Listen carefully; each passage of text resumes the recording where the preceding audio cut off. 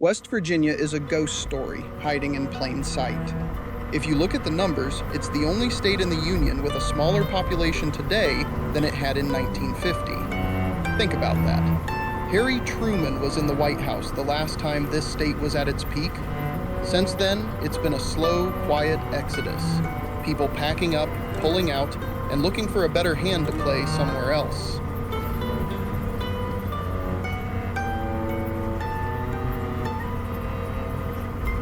You feel that exodus the most when you're driving the old alignments.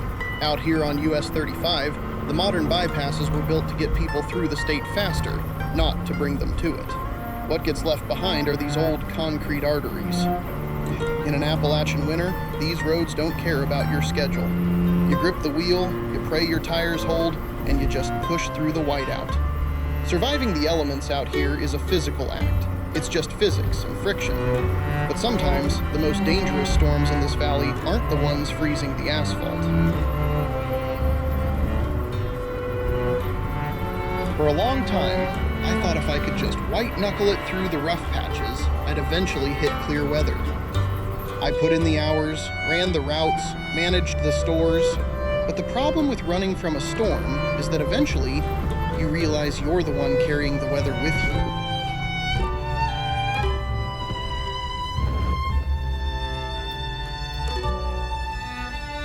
By 2020, the whole world felt like it was freezing over. The pandemic hit, the supply chains choked, and the restaurants turned into trench warfare. And while the population of this state kept shrinking, my own world was shrinking right along with it.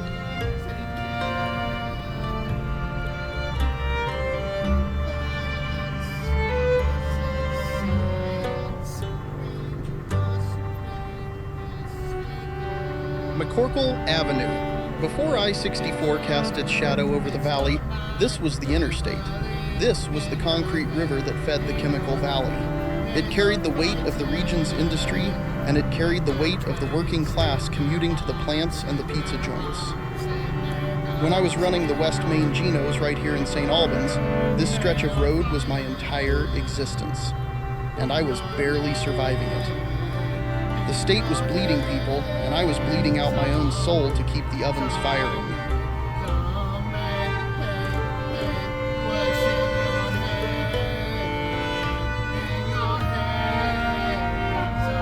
It's amazing what people will ignore when they just need a body to run a shift. Those masks we had to wear for COVID, they hid a lot of things. Mostly, they hid the smell of vodka. I was driving these same roads, putting away 1.5 liters of 100 proof Popov a day just to keep the DTs away.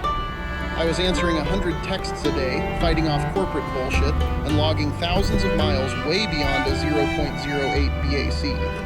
I was a dead man driving.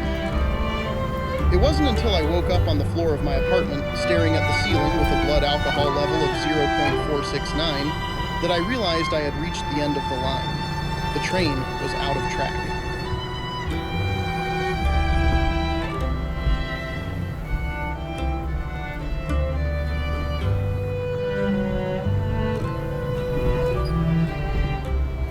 The industries might have packed up.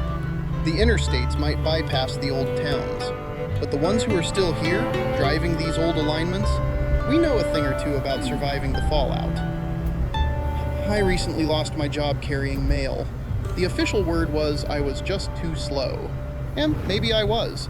Getting older, dealing with pause, and paying the physical toll for a decade of abusing my body, it catches up with your pace. But I'm not beating myself up over it. I gave them 4 solid months, dropped 30 pounds, and ground through more than a few 70-hour weeks. I left everything I had out on that route. Money is tight, and the road ahead is a little foggy. But as I drive through South Charleston today, the air in the car is clear. I'm breathing on my own. I'm within striking distance of 1,000 days sober. West Virginia might be smaller than it was in 1950, but the people left on these roads, we are some of the toughest survivors on the map.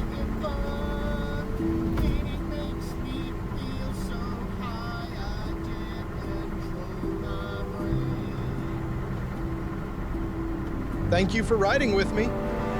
I spent most of my life taking things for granted. And presently, I want to spread awareness of what a beautiful place this state is. The people aren't too bad either. I try to share some footage and a news story whenever I can. And in case you need to hear this today, we are in this together. Keep going.